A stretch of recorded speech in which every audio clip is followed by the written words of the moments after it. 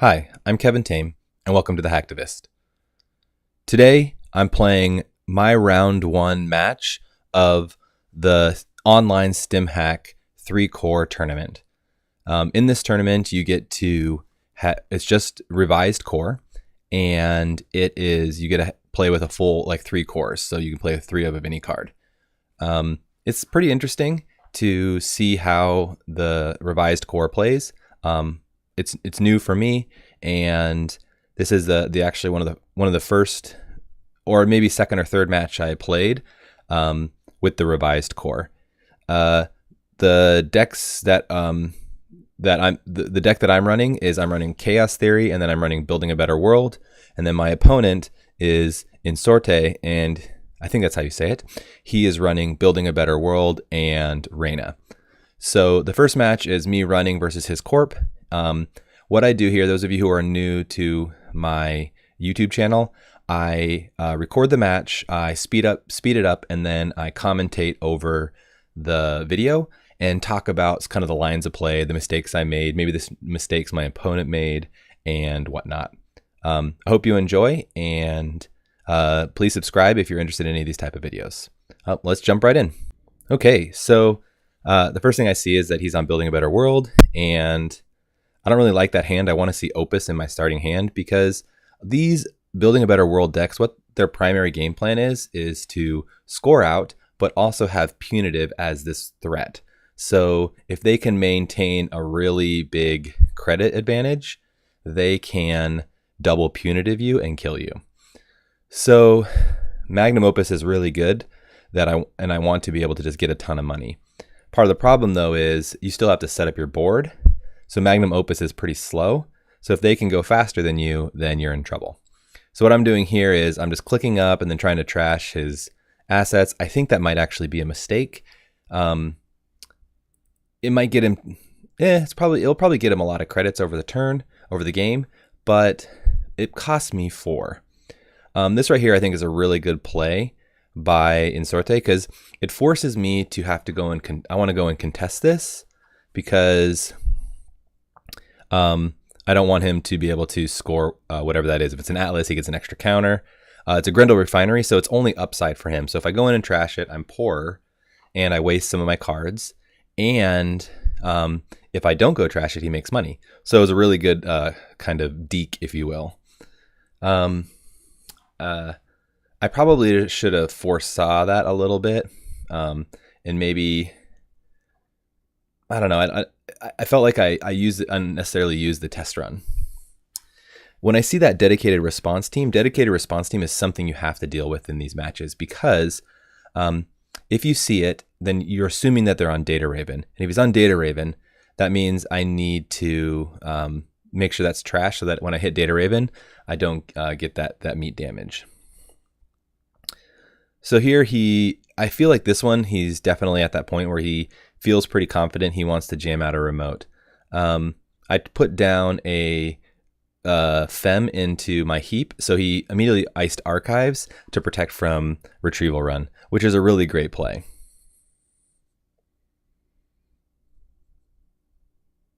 And so now I'm debating what I do here, and I don't think I can contest that remote with only 1 Fem, so I consider setting up pressuring HQ and R&D.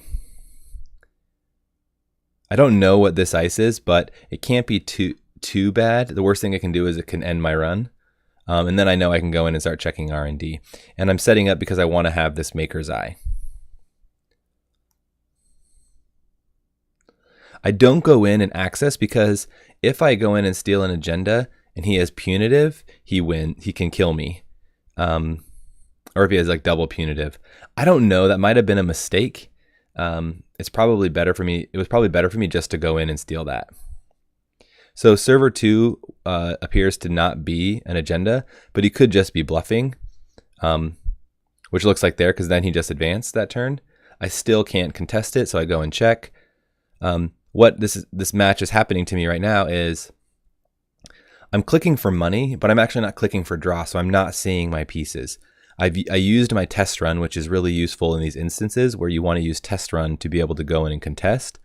And that's where that Grendel Refinery play really kind of was a good play on Insorte's part, because I wasted a card that was really valuable to me.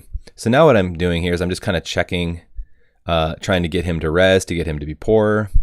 And now I have the money to go in and start kind of checking HQ.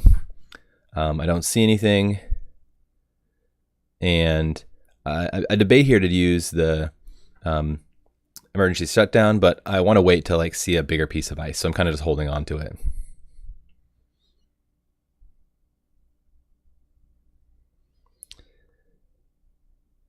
This Enigma is actually my biggest problem. I don't have a way to deal with it. And so I draw up, and I think what I should have done is continue to draw, but I didn't really want to get rid of my pieces, and I want to kind of just start checking HQ. I think this is actually a mistake on my part. These cards are valuable, but like if I don't see a Gordian Blade, I lose the game. And so right now I'm kind of really getting under a lot of pressure. And so I make another run. I do a blind run on this R&D, and I was pretty sure it was going to be Data Raven.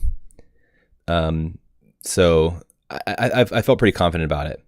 The thing is, it was a really bummer of to see 2 punitives and then 1 punitive hand. So that means he has 3 punitives now. So stealing big agendas, he's going to be able to kill me, and that's the big problem here. He doesn't have the money, so I feel okay.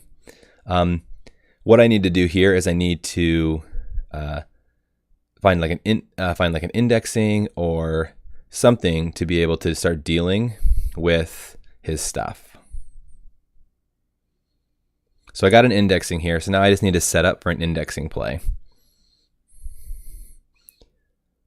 So I put down my all-nighter, and the reason I put down my all-nighter is all-nighter is good to be able to kind of, if you need a real tempo boost and you want to be able to just like click up Magnum Opus a bunch, it helps you for that, or maybe for draw.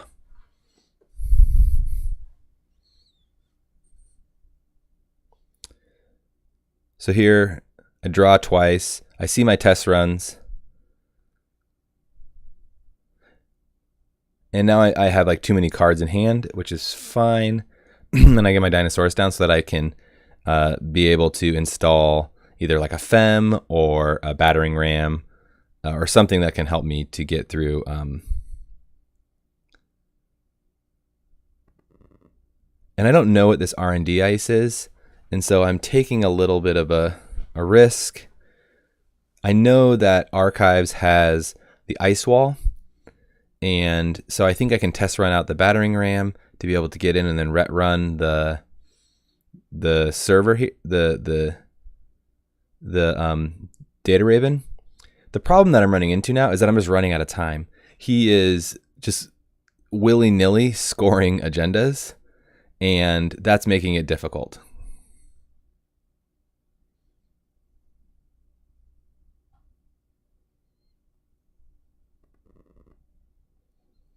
So my play here is to put the Data Raven, or put the Fem on the Data Raven so that I can cleanly access.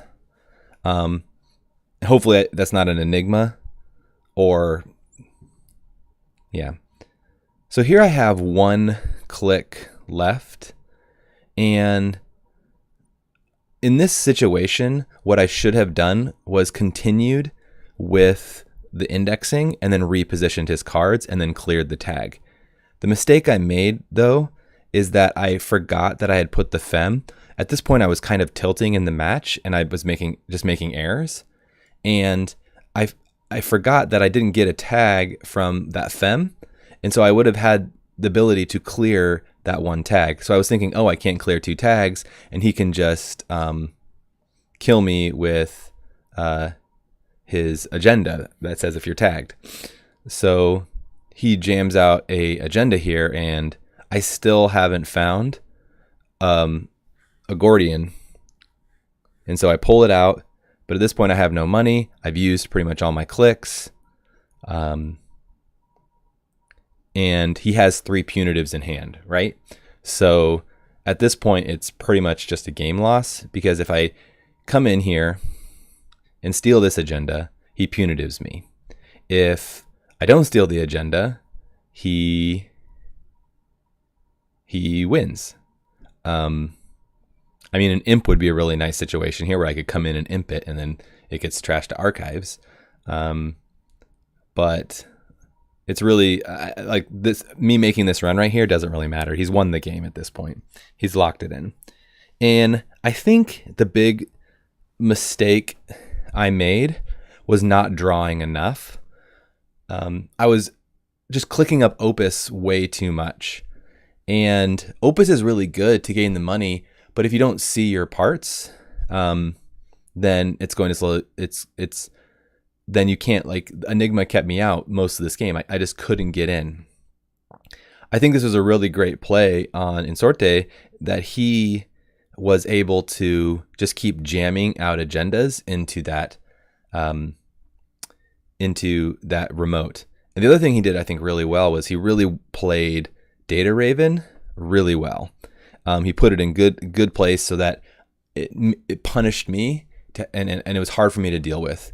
Some other mistakes I made, a real kind of glaring mistake, was I put the Fem down and then I put it over R&D on that R&D remote, and I ran HQ, and then I never used the opportunity to run a Maker's Eye on that remote when it was Femmed, and so he swapped out the ice for a Data Raven.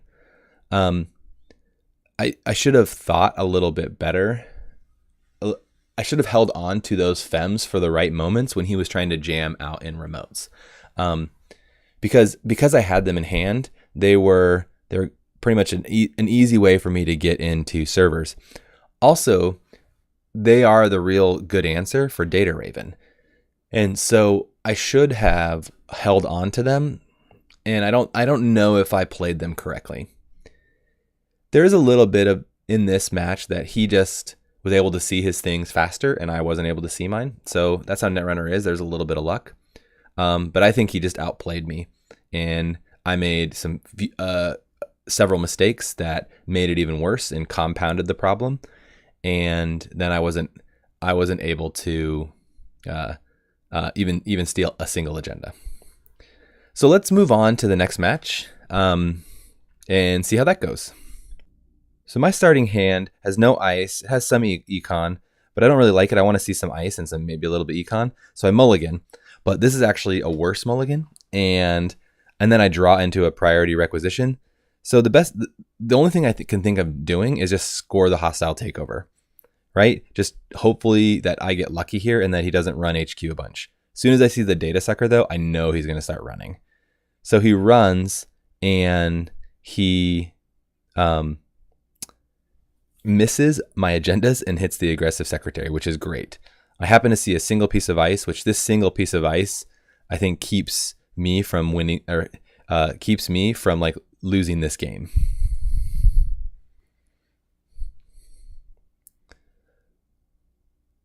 So I'm just digging really hard at this point to find a piece of ice. I learned from my last match as the runner that if you don't have the ice, if you don't have the things you need, then you can lose the game, because in cache refresh, it feels like you have to click for draw way more than in the normal Netrunner meta. So he steals a private security force, which is fine. I don't have a way to punish him with punitive. That would have been nice. But what I do here is I'm still just kind of digging up to find some ice that I can score behind. I can't score behind pop-up window. He lays down this imp, and this is kind of frustrating because I know what it's going to do is he's going to come in and he's going to trash ice. He's going to start dealing with my stuff, and that ends up being kind of annoying.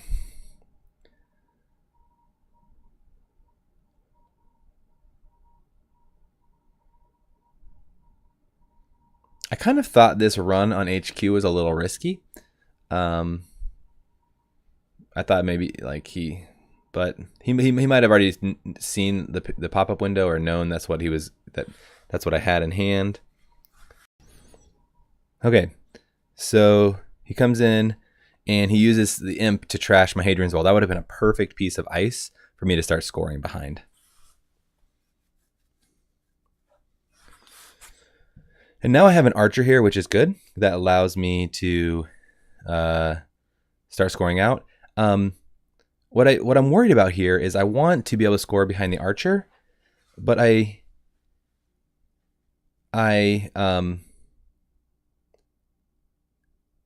don't think he's going to have the money to be able to get in. And I don't envision him having a retrieval run, and so what I put in an extra advancement counter on my Atlas. And the reason why I do this is because if I get to 6 points, it allows me to pull up a hostile takeover and score and win. So it's a really great card to kind of close out the game, or get some key pieces that you need. Or it's one of the best indexing defenses in the game, because if they index you, you can and they come in to steal an agenda, you can protect. The reason I ice up archives and R&D here is I don't want him to keep running R&D and trashing my stuff. I also don't want him to use retrieval run on archives, so I want to really keep him out. Now I'm in a position. I got another agenda. I'm seeing all of my agendas incredibly early, and so I just decide that I want to jam this one out, and it's a good opportunity. It was actually, I think, a win-win, because if he does come, I get to trash a bunch of stuff. The other thing too is if he doesn't run and I score this, I get a res archer for free. Unfortunately, he ran it and trashed some stuff, and I got only res ice wall instead of archer, but that's okay.